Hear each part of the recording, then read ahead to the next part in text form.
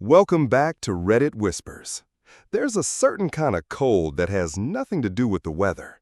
It's a chill that starts in the pit of your stomach and spreads outwards, a creeping frost that seeps into your bones and makes your teeth chatter even when the sun is shining. I first felt that cold on a Tuesday, a completely unremarkable Tuesday, the kind of day you forget even as you're living it. But for me, that Tuesday is etched into my memory with the precision of a scalpel. It was the day the first crack appeared in the beautiful, gilded cage I called my life. My wife, Sarah, was the architect of that cage, and I, her willing, adoring captive. To the outside world, we were the perfect couple. We had the house with the white picket fence, the 2.5 kids, well, two, a boy and a girl, both bright and beautiful, and the golden retriever that completed the idyllic picture. We were the couple other people pointed to at neighborhood barbecues, the ones they'd whisper about in envious tones. "Look at them," they'd say, "so in love, so perfect." And we were, or so I thought. Sarah was the sun around which my world orbited. She was beautiful, of course, with hair the color of spun gold and eyes that held the warmth of a summer sky. But it was her spirit that truly captivated me. She was gentle, kind, a pillar of our community. Every Sunday, without fail, she was in the front pew at St. Jude's, her clear soprano voice rising above the rest of the congregation in a hymn of praise. She ran the church's annual bake sale, organized the Christmas toy drive, and volunteered at the local soup kitchen every Thanksgiving. She was, in every sense of the word, a good woman, a saint even. That's what people called her, Saint Sarah. And I, her devoted husband, believed it with every fiber of my being. I was the practical one, the steady hand that provided for our family. I worked a demanding but rewarding job as an architect, a profession that suited my methodical nature. I dealt in blueprints and certainties, in lines and angles that all added up to a solid, dependable structure. My life with Sarah was like one of my buildings, I thought. Strong foundations, a beautiful facade, and a warm, inviting interior. I was so damn proud of what we'd built together. Our home was a sanctuary, a haven from the chaos of the outside world. The scent of freshly baked bread often wafted from the kitchen, a testament to Sarah's domestic prowess. The children's laughter echoed through the halls, a symphony of joy that I conducted with my unwavering love and support. I was a happy man, a contented man, a fool. The first inkling that something was amiss came, as I said, on a Tuesday. I had a meeting that was unexpectedly canceled, and I found myself with a free afternoon, a rare luxury in my hectic schedule. I decided to surprise Sarah. I pictured her delight, the way her eyes would light up when I walked through the door unannounced. I imagined a stolen afternoon of passion, a welcome respite from the routine of our lives. I stopped at a florist and bought a bouquet of her favorite flowers, white lilies, their pristine petals a reflection of her own perceived purity. I drove home with a lightness in my chest, a sense of anticipation that made me feel like a young man in the first flush of love. I pulled into the driveway and noticed that Sarah's car was gone. A flicker of disappointment, but nothing more. She was probably running errands, I thought, or at one of her many charity meetings. I let myself into the silent house, the scent of lemon polish and old wood greeting me like a familiar friend. I put the lilies in a vase, their sweet fragrance filling the air. I decided to wait for her in our bedroom, to surprise her there. I sat on the edge of our bed, the bed we had shared for 15 years, the bed where our children were conceived, the bed where we had whispered our deepest secrets and our most fervent dreams. I looked around the room, a testament to Sarah's impeccable taste. It was a symphony of creams and whites, a tranquil oasis of calm. On her bedside table was her well-worn Bible, its pages filled with her delicate annotations. Next to it was a framed photo of our family, all of us smiling, the picture of domestic bliss. I picked up the photo, my thumb stroking the image of Sarah's face. That's when I saw it. Tucked just under the edge of the frame, almost completely hidden from view, was a small, folded piece of paper. Curiosity, a serpent in my Eden, uncoiled within me. I told myself it was nothing, a shopping list, a reminder for a dental appointment. But my fingers had a will of their own. They carefully extracted the note. It was a receipt from a motel on the other side of town, the kind of place that rented rooms by the hour, the kind of place that respectable people like my Sarah, had no reason to visit. The date on the receipt was from the previous Friday. My mind reeled. Friday, last Friday. I had been working late, a project deadline looming. Sarah had told me she was going to a prayer meeting, a special evening service with the ladies from the church. I had thought nothing of it. I had kissed her goodbye, her lips soft and familiar against mine, and had told her to pray for my success. Now this flimsy piece of paper in my hand was telling a different story, a story of deception and betrayal. My heart began to pound against my ribs, a frantic drumbeat of disbelief. It had to be a mistake, a misunderstanding. Maybe she had been helping someone, a down-on-their-luck parishioner who needed a place to stay. Yes, that had to be it. Saint Sarah, always helping the less fortunate. I clung to that explanation like a drowning man to a piece of driftwood. I refolded the receipt and tucked it back under the photo frame, my hands trembling. I couldn't confront her, not like this. I needed more. Or more accurately, I needed proof. Or more accurately, I needed to disprove this monstrous thought that had taken root in my mind. The rest of the afternoon passed in a blur. I pretended to work in my home office, but the words on the blueprints swam before my eyes, the lines and angles mocking my own disordered world. When Sarah came home, her arms laden with groceries, she was the picture of innocence. She greeted me with a kiss, her lips still soft, but now I imagined them on another man's skin. I tasted the bitter tang of betrayal. I tried to act normal, to push the suspicion to the back of my mind. But it was a persistent weed, its roots already digging deep into the fertile soil of my doubt. That night, as I lay beside her in our bed, I watched her sleep, her face serene in the moonlight. She looked like an angel, her golden hair fanned out on the pillow. But all I could see was the motel receipt, a scarlet letter branded on her perfect sleeping form. The days that followed were a special kind of hell. I became a detective in my own home, a spy in the house of love. I started paying closer attention to her movements, her phone calls, her every word and gesture. I was looking for cracks in the facade, for any sign that the woman I loved was not who she claimed to be. But she was good, so good. She was the perfect wife, the perfect mother, the perfect Christian. She played her part with an Oscar-worthy performance. She cooked my favorite meals, she helped the children with their homework, she volunteered at the church with a beatific smile on her face. And all the while, I was dying inside. The suspicion was a cancer, eating away at my love, my trust, my very soul. I started to check her phone when she was in the shower. I felt like a monster, a violator of her privacy. But the need to know was a gnawing hunger that I couldn't ignore. Her phone was a fortress, protected by a password I didn't know. I tried our anniversary, our children's birthdays, the dog's name. Nothing worked. The locked screen was a symbol of the secret she was keeping from me, a digital wall between us. My obsession grew. I started to follow her. I would leave for work in the morning, then circle back and park down the street, my heart pounding in my chest like a trapped bird. I watched her go about her day, a day that seemed so normal, so mundane. She went to the grocery store, the dry cleaners, the library. She met her friends for coffee, their laughter echoing in the trendy cafe. There was nothing to suggest a double life, nothing to confirm my fears. I began to think I was going mad. I was creating a fantasy, a dark and twisted narrative to explain a simple misplaced motel receipt. I was the one who was sick, the one who was destroying our perfect life with my unfounded jealousy. I was on the verge of confessing my suspicions to her, of begging her forgiveness for my paranoid delusions. And then came the second Friday. She told me she had another prayer meeting, the same excuse as before. My blood ran cold.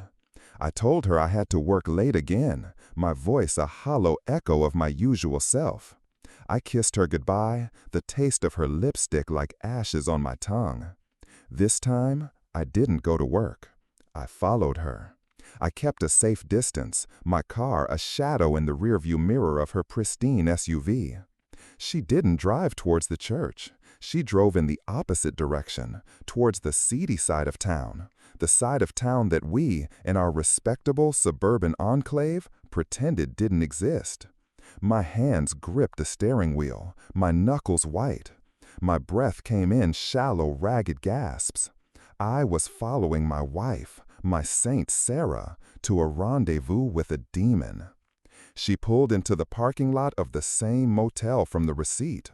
The no vacancy sign flickered like a dying ember, casting a sordid glow on the shabby building. I parked across the street, my car hidden in the shadows of a derelict warehouse. I watched as she got out of her car. She was wearing a simple, elegant dress, the kind of dress she would wear to a parent-teacher conference. She looked so out of place in this grimy setting, a lily blooming on a dunghill. A man emerged from one of the rooms. He was tall, with dark hair, and a swagger that spoke of a confidence I had never possessed. He was wearing a leather jacket and faded jeans, a stark contrast to my own buttoned-down, respectable attire. He smiled at her, a predatory smile that made my stomach churn. And then he kissed her. Not a peck on the cheek, not a friendly greeting. It was a long, lingering kiss, a kiss of passion and familiarity. I watched as my wife, my Saint Sarah, melted into his arms, her body molding to his as if they were two pieces of a puzzle that had finally found their perfect fit.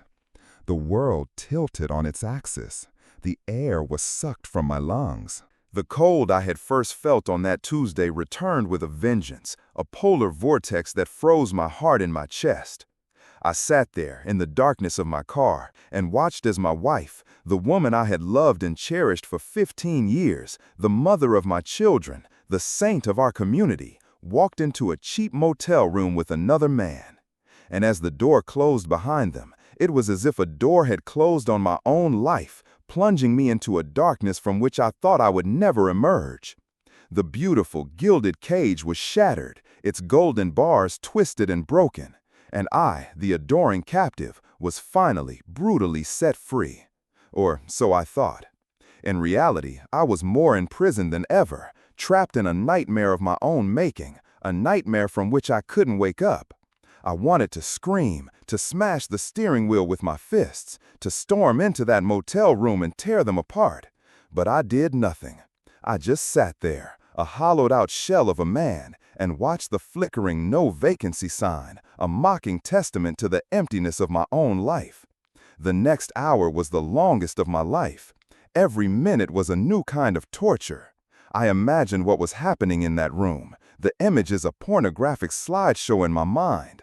I saw his hands on her body, his lips on her skin, her body moving in rhythm with his.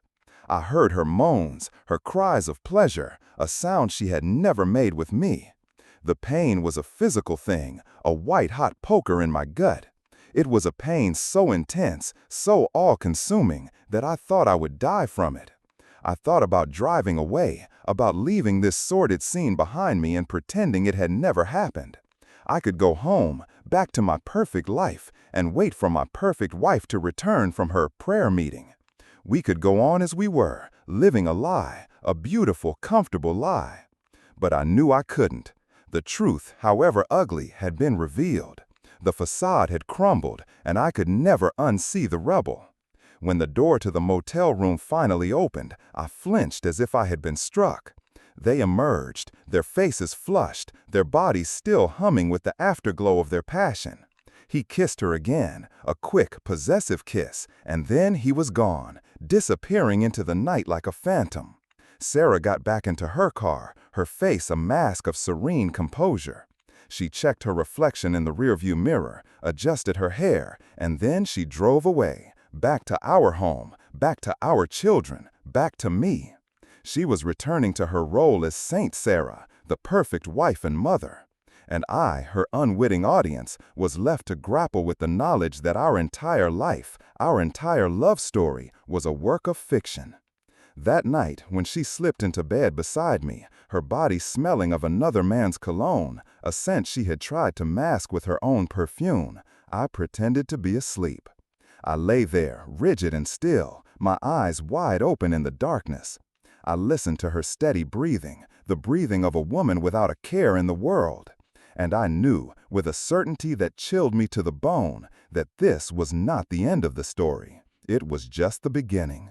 The beginning of a long and painful journey into the heart of a darkness I had never known existed, a darkness that resided in the heart of the woman I loved. The days that followed were a masterclass in deception, a macabre ballet in which I was an unwilling participant. I moved through the motions of our life together, a ghost in my own home.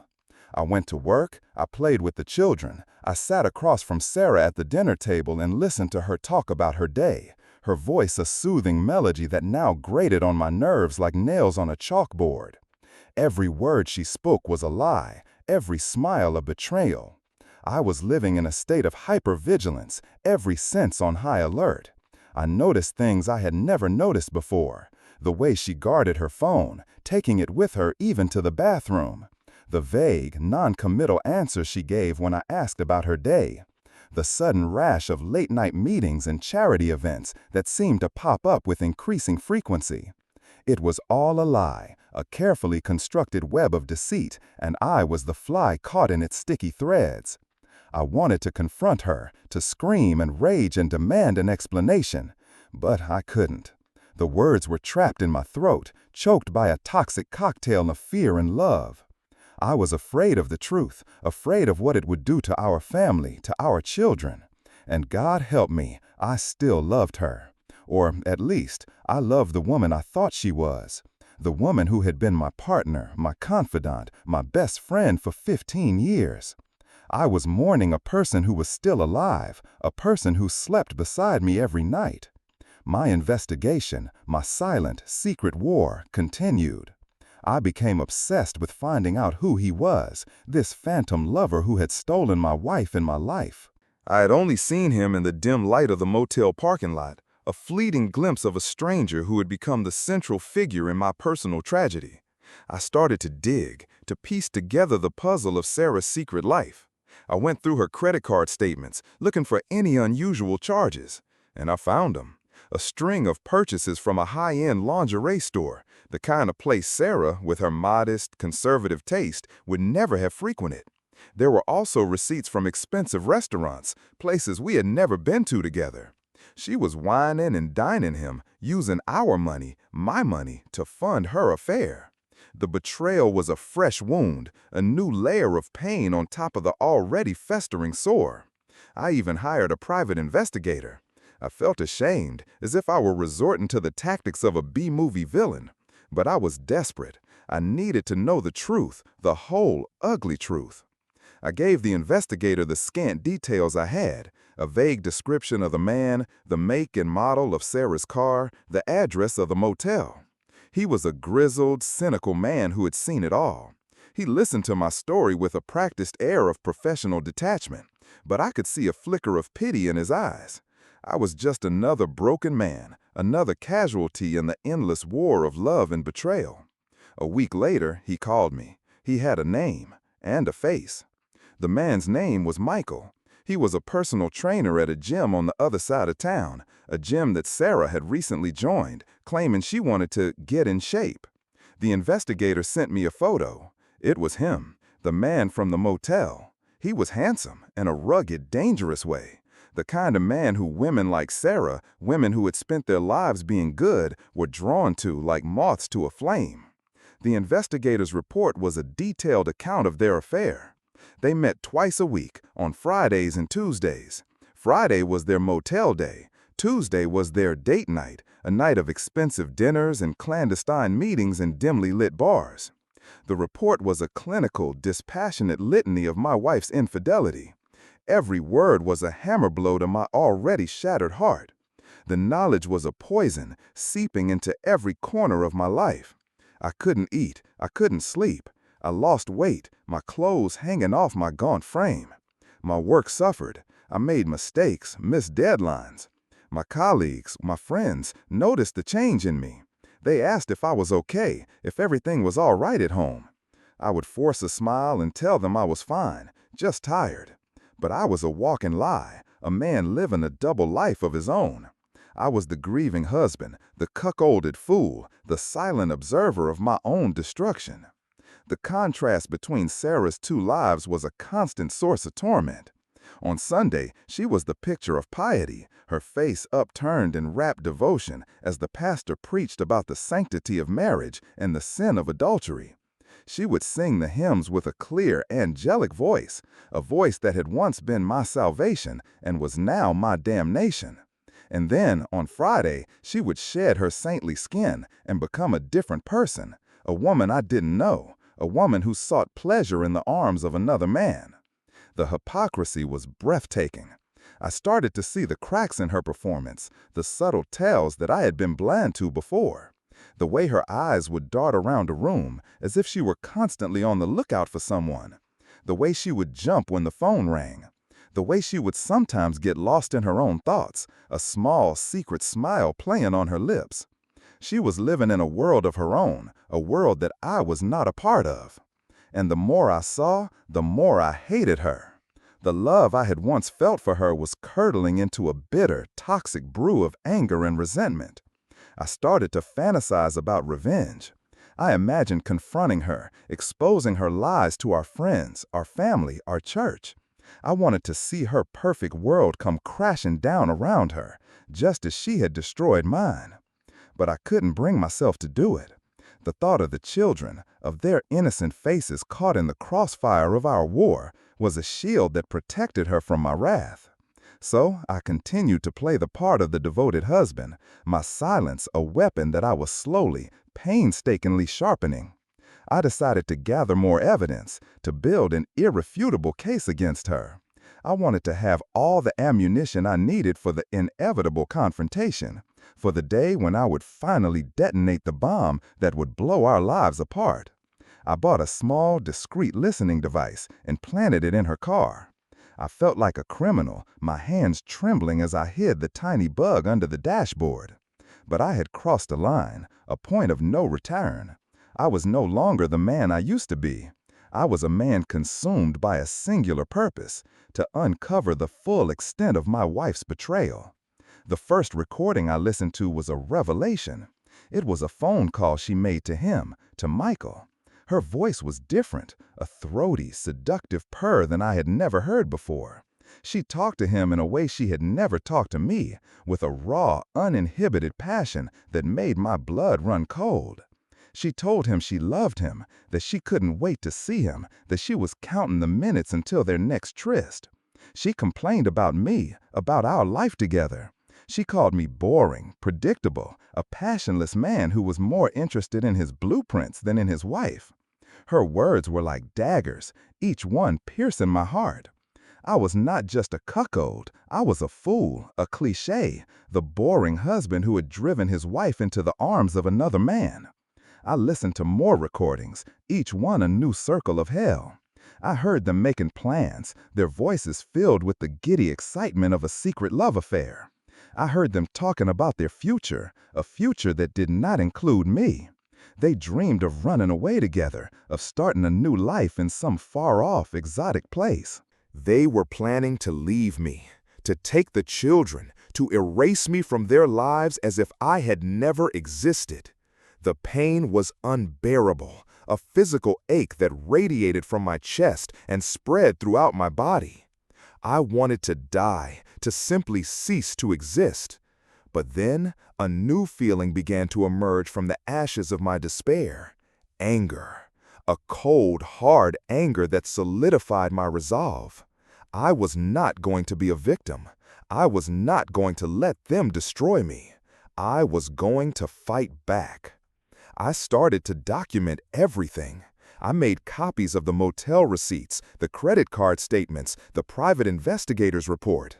I saved the recordings from the listening device, each one a nail in the coffin of our marriage. I was building a fortress of evidence, a fortress that would protect me from the storm that was about to break. I also started to withdraw from her, to create a distance between us. I stopped touching her, stopped kissing her. I became a polite, distant stranger in my own home. She noticed the change, of course. She would ask me what was wrong, her voice filled with a feigned concern that made my stomach turn. I would tell her I was stressed from work, that I was tired. She would accept my excuses, her guilt making her blind to the truth. She was so wrapped up in her own lies that she couldn't see the storm that was gathering on the horizon. The final piece of evidence came on a Tuesday, the day of their date night. I had followed them to a restaurant, a chic, expensive place that was a world away from our usual family-friendly eateries. I sat at the bar, my face hidden behind a newspaper, and I watched them. They were like a real couple, laughing and talking, their hands intertwined on the table. They were so comfortable with each other, so intimate. They were in love. And I was the outsider, the unwanted third wheel in my own marriage. After dinner, they walked out of the restaurant, arm in arm. I followed them to the parking lot. They stopped by his car, a sleek black sports car that was a testament to his shallow, superficial charm. They kissed, a long, passionate kiss that seemed to go on forever. And then I saw it. He gave her a small velvet box. She opened it, and her face lit up with a joy that I hadn't seen in years. It was a necklace, a delicate silver chain with a small heart-shaped pendant. She threw her arms around his neck and kissed him again, a kiss of gratitude and love. I felt a surge of rage so intense that I thought I was going to be sick. He was giving her gifts, tokens of his affection, while I was at home paying the bills, raising our children, and living a lie. The injustice of it all was a bitter pill to swallow. But I didn't confront them. I stayed in the shadows, my heart a cold, hard stone in my chest. I had what I needed. I had the final nail for the coffin. The next few days were the calm before the storm. I went about my life with a strange sense of detachment, as if I were watching a movie of my own life. I was a man on a mission, my purpose clear, my resolve unshakable. The day I chose for the confrontation was a Sunday, a perfect, ironic Sunday. We had just come home from church. Sarah was humming a hymn, her face aglow with a righteous, holy light. She was in her element, the perfect Christian wife. I asked the children to go to their rooms, my voice a low, steady monotone that betrayed none of the turmoil that was raging inside me. I then asked Sarah to sit down. I had something to show her. I laid it all out on the coffee table, a damning collection of her sins. The motel receipts, the credit card statements, the private investigator's report with its glossy photos of her and Michael, the recordings from the listening device queued up and ready to play, and finally, a photo I had taken on my phone, a photo of her and Michael in the restaurant parking lot, her face alight with joy as she received his gift. She looked at the evidence, her face a mask of disbelief. The color drained from her cheeks, her eyes wide with a dawning horror. She opened her mouth to speak, but no words came out. The saint had been unmasked, the angel had fallen from grace, and I, her judge, jury, and executioner, was about to deliver the verdict. The silence in the room was a living thing, a suffocating presence that pressed in on us from all sides. It was a silence filled with the unspoken words, the broken promises, the shattered dreams of 15 years of marriage. Sarah stared at the evidence on the coffee table, her face a canvas of conflicting emotions, shock, denial, fear, and finally, a flicker of something I couldn't quite decipher. Was it remorse, Or was it just the fear of being caught? I waited for her to speak, to offer some explanation, some justification for her betrayal. I had played this moment out in my mind 1,000 times, and in every scenario, she had broken down. She had begged for my forgiveness. She had sworn it was a mistake, a moment of madness. But the woman sitting across from me was not the woman of my fantasies. She was a stranger, a woman I had never truly known. When she finally spoke, her voice was not filled with the contrition I had expected. It was cold, defiant. "So, you've been spying on me?" she said, her words a quiet accusation. It was not what I had been prepared for. I had expected tears, not recriminations. "I had to," I said, my own voice shaking with a rage I could no longer control. "I had to know the truth." "The truth," she scoffed, a bitter, humorless sound. "What do you know about the truth? You with your perfect life, your perfect family, your perfect little world." You have no idea what it's like to be me, to be trapped in this cage. The cage. She had used the same word I had used to describe our life together. But for her, it was not a gilded cage of love and protection. It was a prison, and I was the warden. The accusation stung, a sharp, unexpected blow. I had always thought of myself a good husband, a loving father. I had provided for her. I had supported her. I had given her everything she had ever wanted. Or so I thought. "I gave you everything," I said, my voice rising.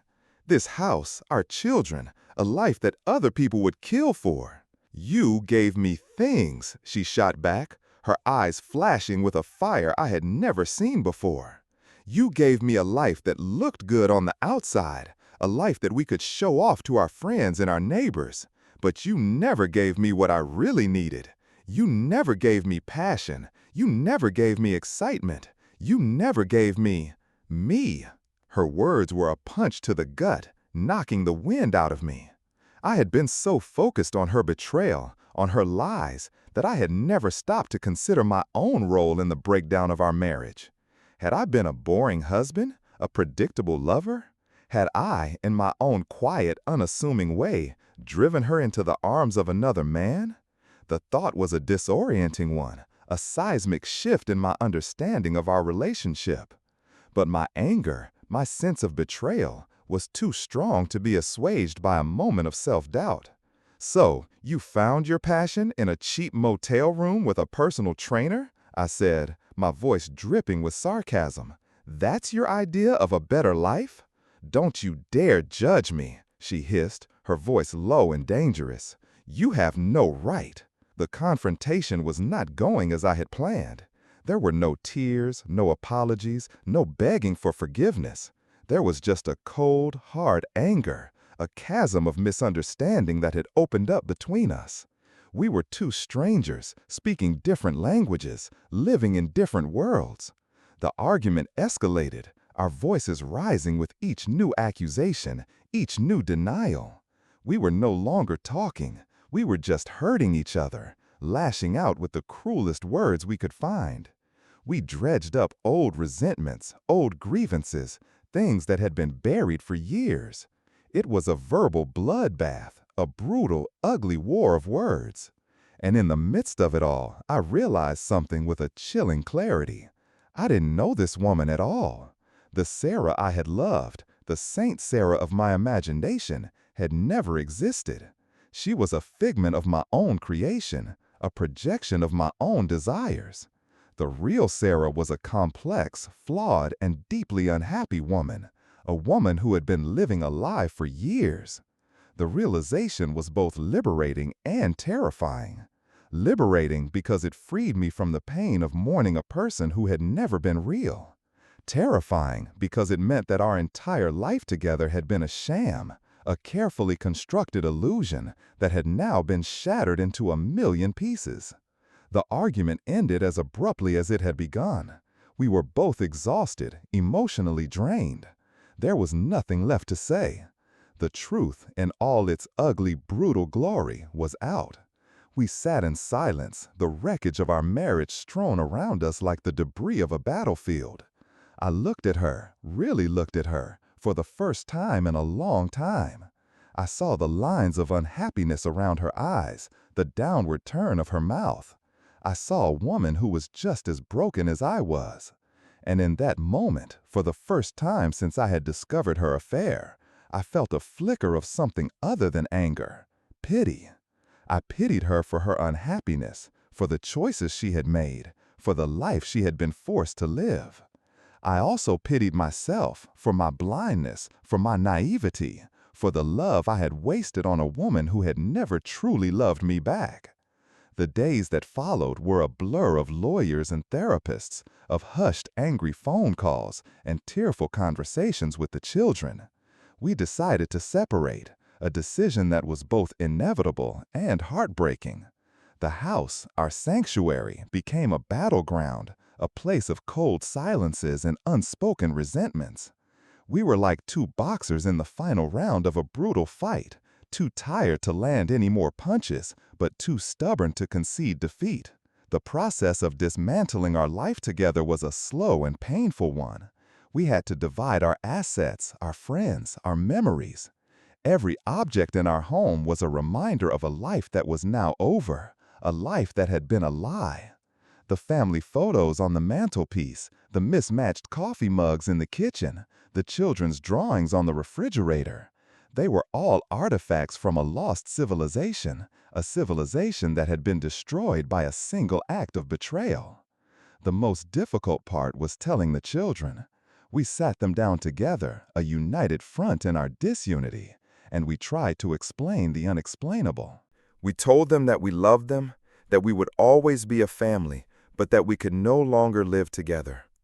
Their faces, a mixture of confusion and fear, will haunt me for the rest of my life. They were the true victims in this tragedy, the innocent casualties of our selfish war. Sarah moved out a few weeks later. I helped her pack her things, a surreal, out-of-body experience. We moved in a strange, silent dance, our bodies carefully avoiding any contact. We were like two ghosts, haunting the ruins of our former life. As I watched her drive away, her car filled with the remnants of our shared past, I didn't feel the sense of relief I had expected. I just felt empty. The house, once so full of life and laughter, was now a hollow, silent tomb. I was alone, truly alone, for the first time in 15 years. The silence was deafening. It was a silence filled with the echoes of a life that was no more. In the weeks and months that followed, I tried to pick up the pieces of my shattered life. I went to therapy, I started exercising, I reconnected with old friends. I tried to be a good father to my children, to provide them with a sense of stability in a world that had been turned upside down. But the ghost of Sarah, the ghost of our failed marriage, was a constant presence in my life. I would see her in the faces of other women. I would hear her voice in the songs on the radio. I would smell her perfume on the clothes she had left behind. She was a phantom limb, an ache in a part of me that had been amputated. I also learned more about her affair, about the life she had been living behind my back. I found out that Michael had left his own wife and children for her. They had moved in together, into a trendy downtown apartment, the kind of place Sarah had always dreamed of living in. They were living the life they had planned, the life they had dreamed of while I was at home, oblivious and alone. The knowledge was a fresh wound, a new betrayal. She had not just left me, she had replaced me. She had found a new life, a new love, a new family. And I was left with the ruins of our old one. The anger returned, a hot, searing rage that threatened to consume me. I wanted to hurt her, to make her feel the same pain that she had inflicted on me. I wanted to destroy her new life, just as she had destroyed mine. I became obsessed with the idea of revenge. I started to follow her and Michael. I would park outside their apartment building, my heart pounding in my chest, and I would watch them come and go. They looked happy, so disgustingly happy. They would hold hands, they would laugh, they would kiss in public, their passion on display for the whole world to see. And with every happy moment I witnessed, my own misery deepened. I started to fantasize about a more direct form of revenge. I thought about sending the evidence of her affair to her new boss, to her new friends, to Michael's ex-wife. I wanted to expose her for the liar and the cheat that she was. I wanted to strip away her new, perfect life and leave her with nothing, just as she had left me. I even went so far as to draft an anonymous letter, a detailed account of her sins, complete with copies of the receipts and the photos. I held the letter in my hand, a weapon of mass destruction, and I savored the thought of the chaos it would create. But in the end, I couldn't do it. I looked at the letter, and I saw not a path to revenge, but a path to my own self-destruction. I realized that my obsession with Sarah, my desire for revenge, was not hurting her. It was hurting me. It was keeping me trapped in the past, a prisoner of my own anger. I was a man on the verge of becoming a monster, a man who was willing to destroy others in order to soothe his own pain. And I knew, with a sudden, startling clarity, that I did not want to be that man. I wanted to be better than that. I wanted to be free. So I tore up the letter. I deleted the photos. I erased the recordings. I let go of the evidence. I let go of the anger. I let go of the need for revenge. And in that moment, I felt a sense of peace that I hadn't felt in a long, long time. It was not forgiveness. I don't think I will ever be able to forgive her for what she did. But it was a kind of acceptance. An acceptance of the past, an acceptance of the pain, an acceptance of the fact that some things are broken beyond repair. And with that acceptance came a glimmer of hope. A hope for a future that was not defined by my past. A future that was my own to create. A future without Sarah. A future that was, for the first time in a long time, filled with possibilities. I was still a broken man, a man with scars that would never fully heal. But I was also a man who was, finally, ready to start living again. The road ahead was long and uncertain, but for the first time in a long time, I was looking forward, not back. The cold in my bones was starting to thaw, replaced by the first, tentative warmth of a new dawn. And I knew, with a certainty that came from the very core of my being, that I was going to be okay. The journey from the ashes of my old life to the tentative beginnings of a new one was not a straight line. It was a messy, winding path filled with switchbacks and detours, with days of profound sadness and moments of unexpected joy. There were times when the weight of my past was a physical burden, a heavy cloak that threatened to suffocate me. I would see a happy couple holding hands in the park, or a family laughing together in a restaurant, and the grief would hit me like a tidal wave, pulling me under into a sea of regret and what-ifs. But slowly, painstakingly, I began to build a new life for myself, a life that was not defined by my ex-wife or our failed marriage. I threw myself into my work, finding a new sense of purpose and creativity in the clean lines and solid structures of my architectural designs. I started to build things again, not just with steel and glass, but with the broken pieces of my own life. I also focused on my children, my two beautiful, resilient children who had been the innocent victims of our domestic war. I made it my mission to create a stable, loving home for them, a sanctuary from the storms of our past. We had movie nights and game nights. We went on bike rides and camping trips. I taught my son how to build a model airplane, and I helped my daughter with her science fair project. We were a new kind of family, a smaller, quieter family, but a family nonetheless. And in their laughter, in their unquestioning love, I found a healing that no therapist could provide. I also started to date again, a daunting prospect for a man in his 40s who hadn't been on a first date in over 2 decades. The world of dating had changed. It was a world of apps and swipes, of ghosting and breadcrumbing. It was a world that I was ill-equipped to navigate. My first few dates were awkward, stilted affairs. I was a man with a past, a man with baggage, and I didn't know how to hide it. I would inevitably end up talking about my divorce, about my ex-wife, about the betrayal that had shattered my world. I was a walking, talking sob story, and it was not a good look. But then I met someone. Her name was Anna. She was a landscape architect, a woman who created beauty out of the raw, untamed earth. We met at a professional conference, our conversation starting with a shared love of design and a mutual disdain for the bland cookie-cutter suburbs that were sprouting up all over the country. She was smart, she was funny, and she had a warmth and a kindness that I had not experienced in a long, long time. Our first date was not awkward or stilted. It was easy, natural. We talked for hours about our work, about our families, about our dreams for the future. I told her about my divorce, about the pain and the betrayal. But this time, I didn't tell it as a sob story. I told it as a story of survival, a story of a man who had been through the fire and had come out the other side, scarred but not broken. She listened with a compassion and an understanding that I had not expected.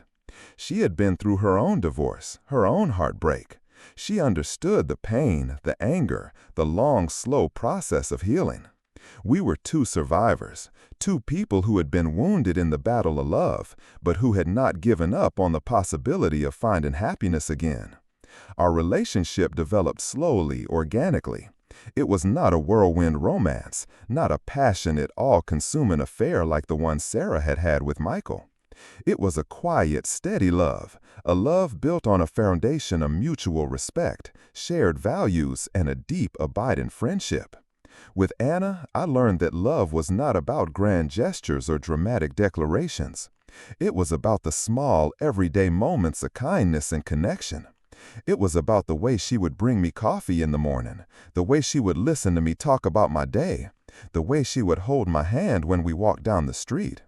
It was a love that was real, a love that was honest, a love that I could trust. I also learned to trust myself again. I learned that I was not the boring, passionless man that Sarah had made me out to be.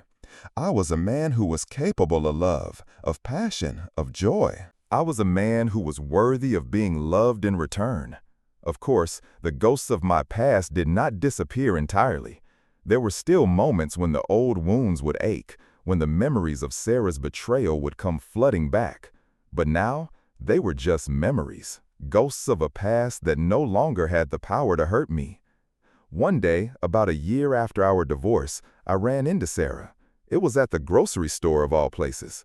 She was with Michael. They were standing in the cereal aisle, arguing about which brand to buy. It was a mundane, domestic scene, a scene that was a world away from the passionate, illicit affair I had imagined. She saw me first. Her eyes widened, a flicker of fear and guilt in their depths. Michael looked at me with a mixture of arrogance and curiosity. He was the victor, the man who had won the prize. But as I looked at him, at his slicked-back hair and his expensive watch, I didn't feel the anger or the jealousy that I had expected. I just felt nothing. He was just a man, a flawed, ordinary man who had been a part of a sad, sordid story. Sarah and I exchanged a few awkward pleasantries. We asked about the children, about our work. It was a stilted, uncomfortable conversation, the kind of conversation you have with a stranger you once knew intimately. As I walked away, I felt a sense of closure, a sense of peace. I had seen her, I had faced the ghost of my past, and I had survived. I had moved on. My life with Anna continued to blossom. We bought a house together, a beautiful old Victorian that we renovated ourselves. We blended our families, our children becoming a new kind of siblings, a family forged not by blood, but by love. We had our ups and downs, our arguments and our disagreements, but we always found our way back to each other, our love a steady anchor in the sometimes stormy seas of life. A few years later, I received a letter in the mail. It was from Sarah. She and Michael had broken up. His passion had cooled, his promises had been empty. He had left her for a younger woman, a new conquest. She was alone, she was unhappy, and she was sorry. She wrote that she had made a terrible mistake, that she had thrown away the best thing in her life for a cheap, fleeting thrill. She asked for my forgiveness. I read the letter, and I felt a strange mixture of emotions. There was a part of me, a small, dark part of me, that felt a sense of vindication, a sense of schadenfreude. She had gotten what she deserved. But the overwhelming feeling was one of sadness. Sadness for her, for the choices she had made, for the life she had lost. And sadness for the man I had once been, the man who had loved her so completely, so blindly. I never wrote her back. There was nothing to say. Her apology was for her, not for me. I had already found my own peace, my own forgiveness. I had found it in my new life, in my new love, in the man I had become. My story is not a happy one. It is a story of pain, of betrayal, of a love that was lost and a life that was shattered. But it is also a story of hope, of resilience, of the human heart's remarkable ability to heal. It is a story that proves that even in the darkest of nights, there is always the promise of a new dawn. And as I sit here now, in the warm, quiet living room of the home I share with Anna, with the sound of our children's laughter echoing from the other room, I know, with a certainty that fills my soul, that I am finally, truly home. If you've made it this far, I'd love to hear from you what moment in your life made you see someone for who they truly were. Drop your thoughts in the comments, and don't forget to leave a like and subscribe to Reddit Whispers, where the real stories get told.